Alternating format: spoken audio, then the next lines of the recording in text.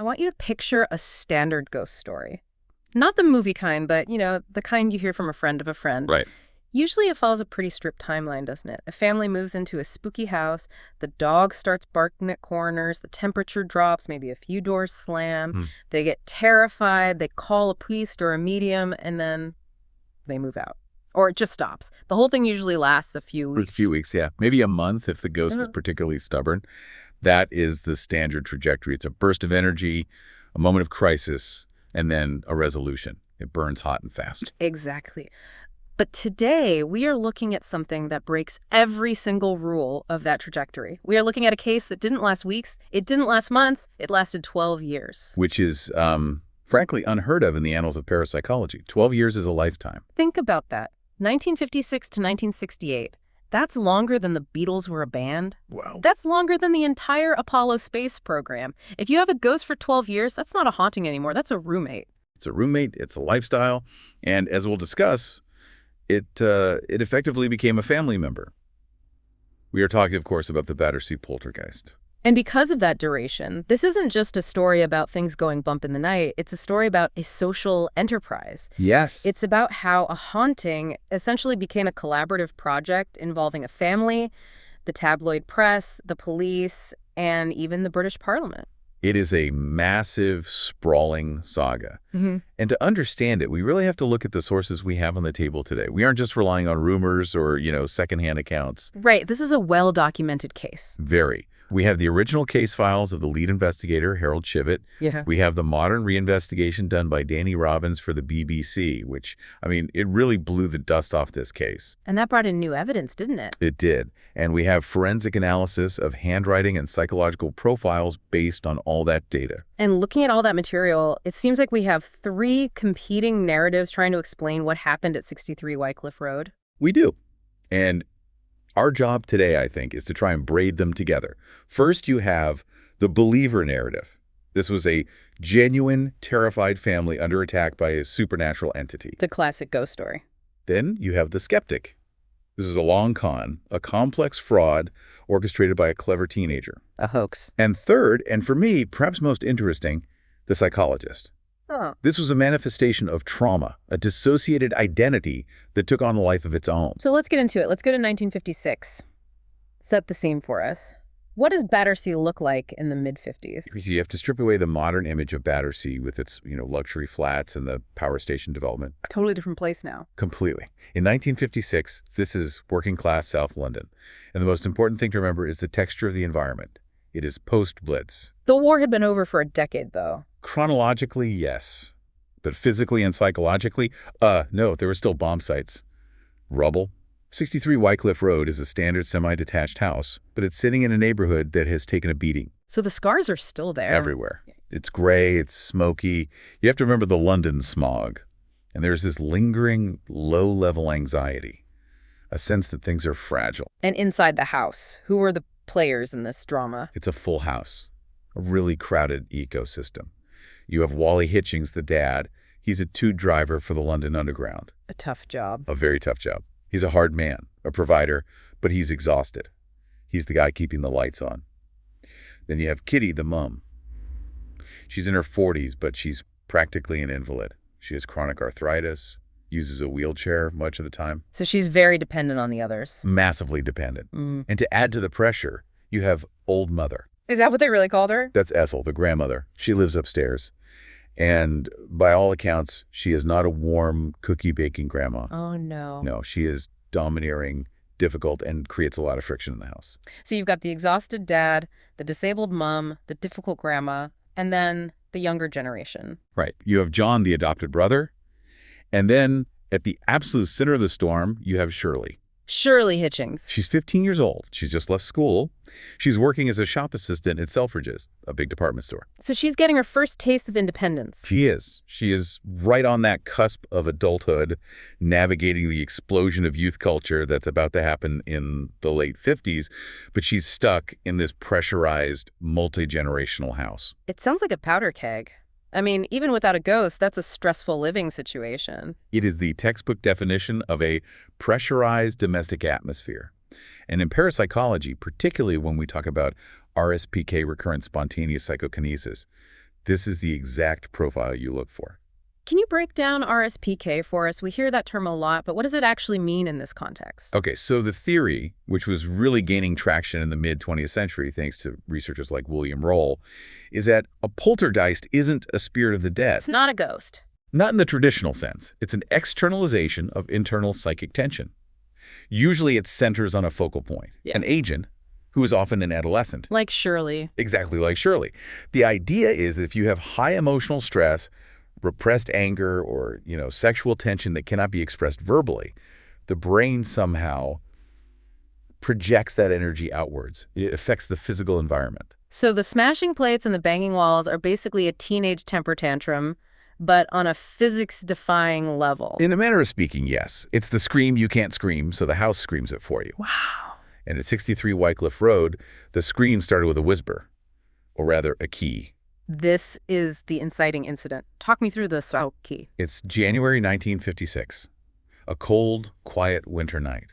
Shirley is in her bedroom, and on her pillow, she finds a key. Just a random key. Not a house key or a car key. It's described as a small, ornate silver key, like something you'd use for a jewelry box or a diary. Okay, that's weird. But here's the thing. Nobody in the house had ever seen it before. It just appeared. Did they try to use it? Oh, yeah. Wally went around the whole house. He tried it in every drawer, every cupboard, every old suitcase in the attic. It fit absolutely nothing.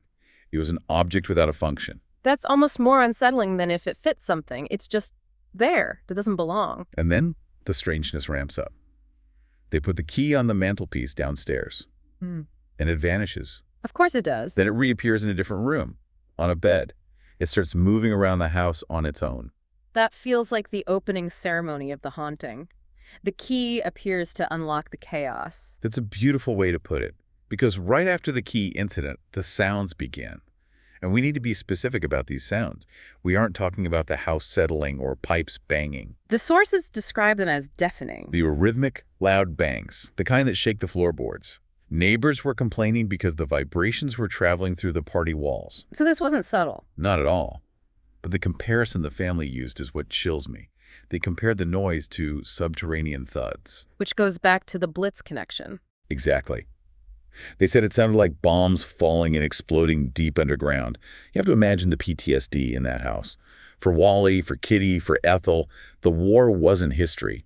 It was yesterday. So when the house started shaking? Their nervous systems would have immediately reverted to wartime survival mode. Pure terror. So you have a 15-year-old girl at the center of this, and you have a family terrified that the war has somehow come back to haunt them, literally. It creates a climate of absolute fear.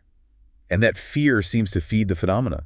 The noises evolve. They stop being just random bangs and start becoming intelligent. And they start becoming kinetic. This is where we move from phase 1 noises to phase 2 projectiles. Things start moving, but not just, falling off shelves. We have reports of pots and pans flying across the kitchen. Flying.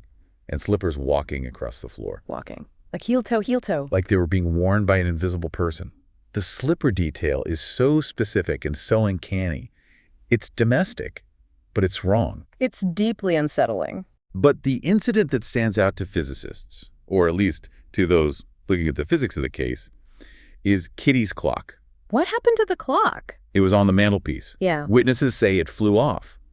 Now, normal physics dictates a ballistic trajectory. If I throw a clock, it goes up, arcs, and crashes down. Gravity is the boss. Right.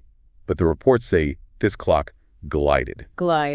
It moved horizontally across the room and then set itself down gently on the table. No crash.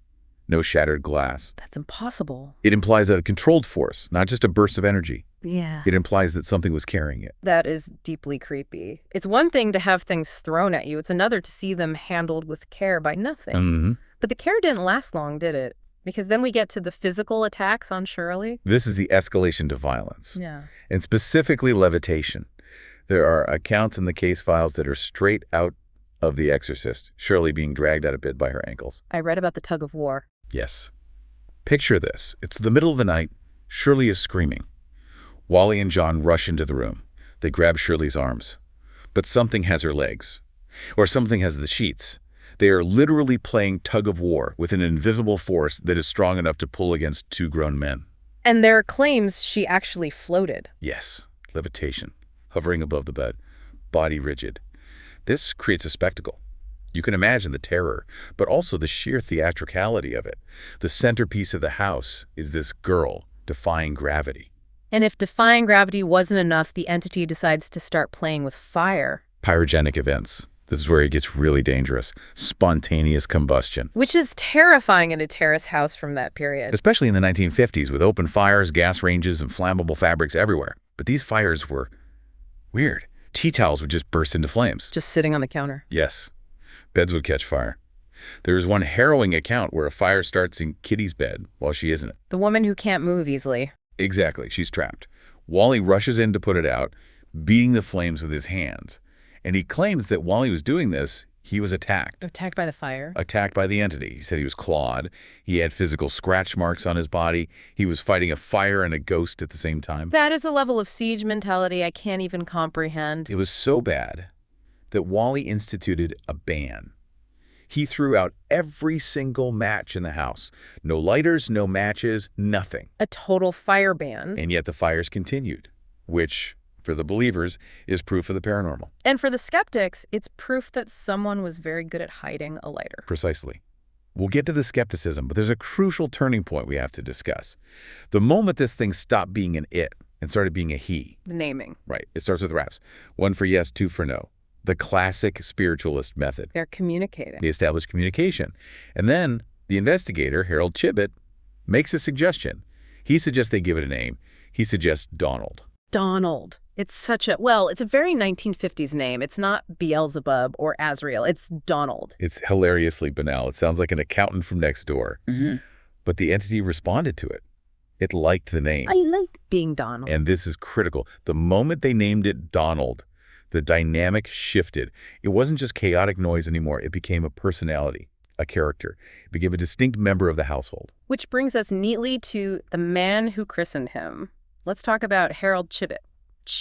Harold Chibbett is a fascinating figure. He's a tax inspector by day. Which is the most rational, dry profession you can imagine. Numbers and rules. Exactly. But by night, he's a dedicated, obsessive paranormal researcher. He saw himself as a contemporary of Harry Price. We should pause for a second on Harry Price for those who might not know. Harry Price was the celebrity ghost hunter of the 1930s and 40s. He investigated Borley Rectory, the most haunted house in England. He was a bit of a showman, a journalist, but also a serious researcher. And Chibbett wanted to be that? He wanted to be that. He wanted his own Borley Rectory. And in Battersea, he found it. So Chib moves in, essentially. He practically lives there. He spends nights sleeping in chairs, listening for raps, documenting everything. And he introduces a methodology. He sets up Donald's room. This was the small box room in the house. Yes. He cleared it out. He put paper and pens in there, and he locked the door. And this is key. He kept the only key in his pocket. A controlled experiment. The idea was if messages appear on the paper inside a locked room, it must be paranormal. And messages did appear. Floods of them. We aren't talking about a scary word scrawled on a wall once a month. We are talking about 60 to 80 notes in a single session. That is prolific. Donald was a writer. He was a correspondent. And this brings up what we call the facilitator effect. What's that? It's the idea that Chibbett didn't just observe the haunting. He exacerbated it. He provoked it. By treating Donald like a person, by asking him questions, by providing the pens and paper, he validated the phenomenon. He gave it a stage. He told Shirley and the family, this is real, this is important, and I want to hear more. He gave them a script. And Shirley stepped up to the mic. She did. You have to look at the relationship between Chibbett and Shirley. Wally, her dad, is exhausted and scared and probably wants it all to stop. Right. Chibbett is fascinated. He treats Shirley like she's special. He becomes a surrogate father figure. He made her the most interesting girl in London. He did. And as their relationship grew, so did Donald's backstory. He didn't stay in nameless noise. He claimed a very specific, very royal identity. This is the part of the story where it goes from spooky to completely bonkers. Donald claimed to be the lost Dauphin of France. Louis Charles. Louis VII, the son of Marie Antoinette and Louis XVI. The little boy who was locked up in the Temple prison during the French Revolution. The very same. So, just to be clear, we are meant to believe that the ghost of the rightful king of France, who died in 1795, traveled across the Channel to haunt a semi-detached house in Battersea in 1956. That was the claim Donald made in his copious notes. And the story was incredibly elaborate. He claimed he didn't die in prison. Okay. He claimed he was rescued by a man named Count Hensdorf. Count Hensdorf, is that a real historical figure? No. Historians have looked. There is no Count Hensdorf. Bad. But Donald claimed Hensdorf took him to a sheep farm, and that a substitute boy, sometimes he called him Nicholas, sometimes Carl, was put in the prison cell to die in his place. It's a classic changeling story. It is. And he claimed he eventually came to England and drowned in the English Channel. Now, Chibbett, to his credit, tried to fact-check this, didn't he? He did. He was a tax inspector, after all. He liked details. He would ask Donald questions about French history. And this is where the cracks appear. How so? When Chibbett pointed out inconsistencies like, hey, yesterday you said the boy's name was Carl, today you said Nicholas, Donald wouldn't correct himself. He would just write that he had a bad memory. A ghost with amnesia? That is very convenient. It's a perfect defense mechanism. And then there's the language. Yeah. If you are the Dauphin of France, presumably your first language is French. You'd think so. You'd be pretty fluent. You'd think. But Donald's notes were written in what the sources call franglais. Franglais. It was broken English mixed with very, very basic French words. He would write things like, Mon chéri Chibbett. Mon chéri, that's barely O-level French. That's what you learn in the first year of school. It's the kind of French a 1950s teenager might know from school. Or, and this is crucial, the kind of French you might pick up from popular culture. Skeptics have pointed out that there were magazine articles and even television programs about the mystery of the lost Dauphin airing around that time. So the theory is that Shirley saw a show about the Dauphin or read a romantic story about it and incorporated it into the haunting. It fits perfectly. It explains the lack of deep historical knowledge and the very romantic nature of the story, the escape, the sheep farm. Right. And we should put a pin in the history for a moment. Modern science has actually solved the mystery of the Dauphin, hasn't it? It has. We have DNA now. In the year 2000, scientists did DNA testing on the heart of the boy who died in the Temple prison. It had been preserved in a jar for centuries. Unbelievable. They compared his mitochondrial DNA to hair samples from Marie Antoinette. It was a match. The Dauphin died in prison. So it's confirmed. Confirmed. He didn't escape. He didn't go to a sheep farm. And he certainly didn't move to Battersea. So historically, Donald is a fraud. But psychologically, why that story? Why does a working-class girl in South London want to be haunted by a prince? Think about the contrast.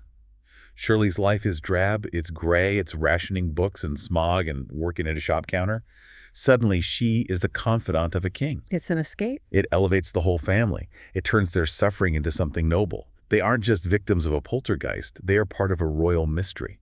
It's an incredible status upgrade. It's escapism. And that escapism caught fire. This brings us to the social enterprise aspect. The media got hold of it. The press presence was insane, wasn't it? Yeah. A total circus. You had the Daily Mirror, the Sunday Graphic. They were camping out on the pavement. Shirley became a celebrity. She did. She was the poltergeist girl. She was on television. But fame is a double-edged sword. We have to talk about the Selfridges incident. She loves her job. She did. Things started disappearing from her counter at Selfridges. Scissors. Stock! And they would reappear in her pockets or her bag. So she was accused of stealing. And she blamed Donald. She said the poltergeist was following her to work and planting the items on her. Which is a terrifying thought, that you can't even escape the ghost by going to work. No escape at all. She even tried to go on holiday to Bognor Regis, the classic British seaside escape. Donald went with her. The knockings happened in the guest house. This reinforced the idea that the haunting wasn't about the house. It was attached to her. But the circus didn't stop at the tabloids. It went right to the top. The British state got involved. This is my favorite part of the story because it's so uniquely British. The Séance raid. It sounds like a movie title. It happened in February 1956. A medium named Harry Hanks offered to perform a séance to exorcise Donald. They held it at a house in Stockwell nearby. It was crowded, tense, and then someone called 999. They called the police on a séance. They recorded a black magic circle. That is incredible. And the police actually came. They didn't just come, they raided it. They stormed the house. Dogs barking, police shouting, breaking up the circle. It was chaos. On what grounds? What law did they break? The Fraudulent Mediums Act of 1951. This is the context we need. The government was trying to crack down on charlatans who were scamming grieving widows after the war. So legally, conducting a black magic séance could be seen as a breach of the peace or fraud. And this raid caused a political firestorm. It did. It went to the House of Commons. LT Call Marcus Lipton, the MP for Brixton, was furious. He stood up in Parliament and demanded to know why the police were wasting their time raiding a séance when there was real crime to fight. We have the transcript of the debate, right? We do. And the response from the Home Secretary, Major Gwilym Lloyd George, is legendary. What did he say? Lipton asks about the police intervention. And Lloyd George stands up, very stiff upper lip, and says something to the effect of, "The police were called to a disturbance. And regarding the nature of the event, black magic is the opposite of white magic." Black magic is the opposite of white magic. That is his official government statement on the matter. That's it. It's his way of dismissing the whole thing as nonsense without getting bogged down in theology. But think about the image. You have these men in suits in the Mother of Parliaments debating a poltergeist named Donald. It shows how deeply this story had penetrated the national consciousness. It wasn't just a ghost story. It was a matter of state. Exactly. But while the politicians were arguing, the skeptics were starting to take a closer look at the evidence. And this is where the narrative starts to crumble for Donald. We have to talk about the handwriting. The notes, thousands of them. In the modern investigation by Danny Robbins, they hired a forensic graphologist, Emma Bash. She is an expert at analyzing handwriting for courts. She compared Shirley's handwriting from her diaries to the notes written by Donald. And the big reveal. It was a 98% match. 98%. In forensic terms, that's a hit. That's case closed. It's conclusive. But Bash pointed out something fascinating about how it was written. The Donald notes were filled with these elaborate curlicues. Huge loops, swirls, extra decorations on the letters. What does that indicate? Why that fancy writing? She interpreted it as a facade. It wasn't just Shirley writing normally. It was Shirley trying to disguise her handwriting, or perhaps Shirley adopting a persona. The curlicues are a mask. It's someone putting on a costume in ink. So the handwriting is Shirley, but what about the noises? The banging that shook the walls and got the neighbors complaining. You can't fake that with a pen. No, but you might be able to fake it with a toe. A toe. Okay, this is the hammer toe theory. I have to be honest, when I read this, I laughed. How can a toe shake a house? It sounds ridiculous, I know. But Andrew Green, a famous skeptic who investigated the case, was convinced of it.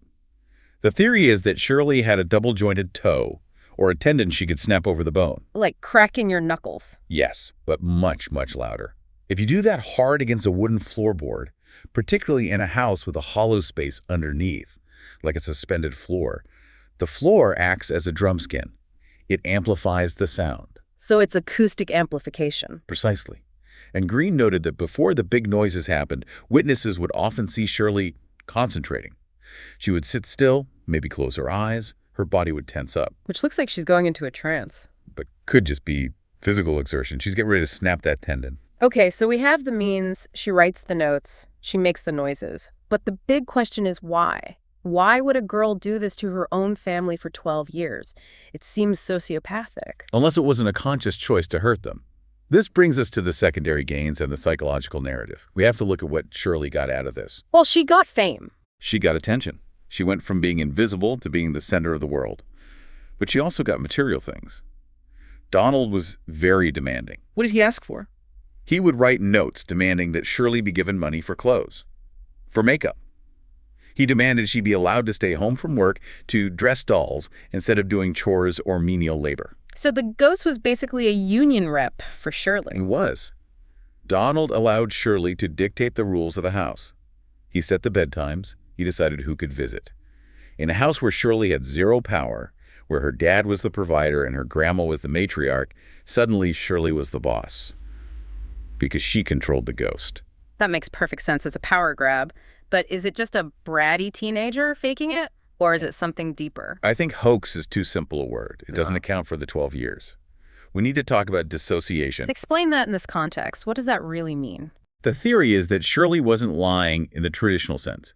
She was entering a dissociated state, a trance. The stress of her life, the invalid mother, the war trauma, the pressures of adolescence caused her psyche to fracture slightly. Donald became a separate container for all her repressed feelings. So when Donald wrote a nasty note, Shirley might not even remember doing it. Or she'd feel like she wasn't in control. Exactly. Or she felt like she was being guided by an external hand. It explains the longevity. You can't keep up a conscious lie for 12 years without slipping up.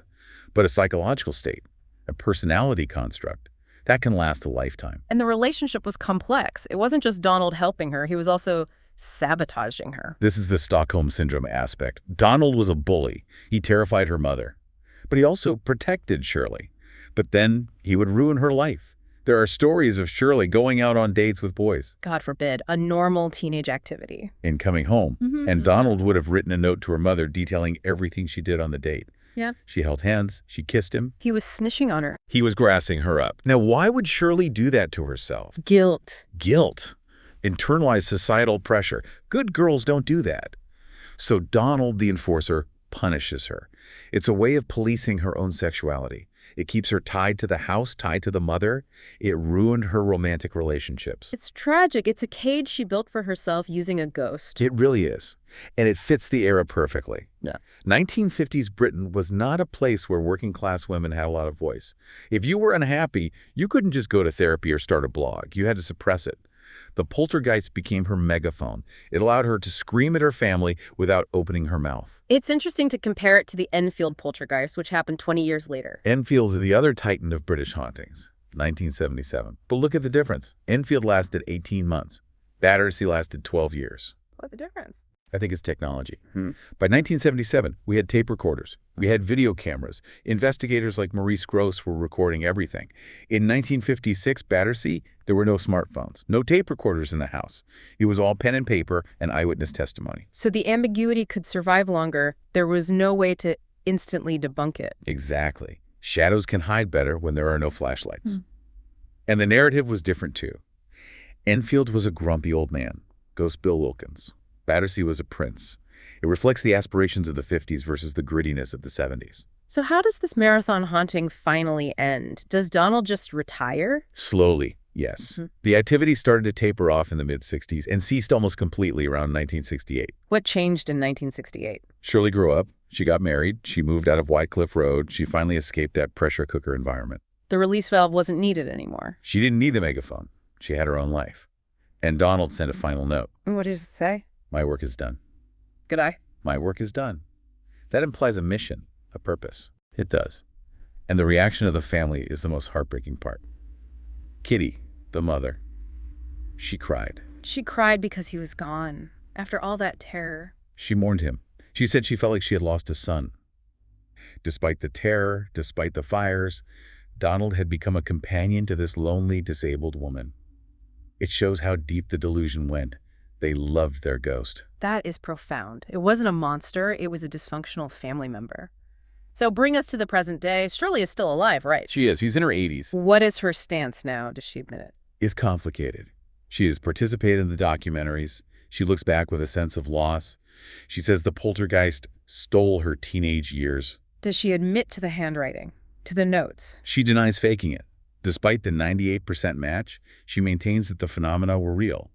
She points to the things she feels she couldn't have faked, the levitation, the fires. She holds on to the mystery. And to be fair, the new investigation did find something interesting, a new witness. Yes. Danny Robbins tracked down a woman who knew the family, but wasn't in the family.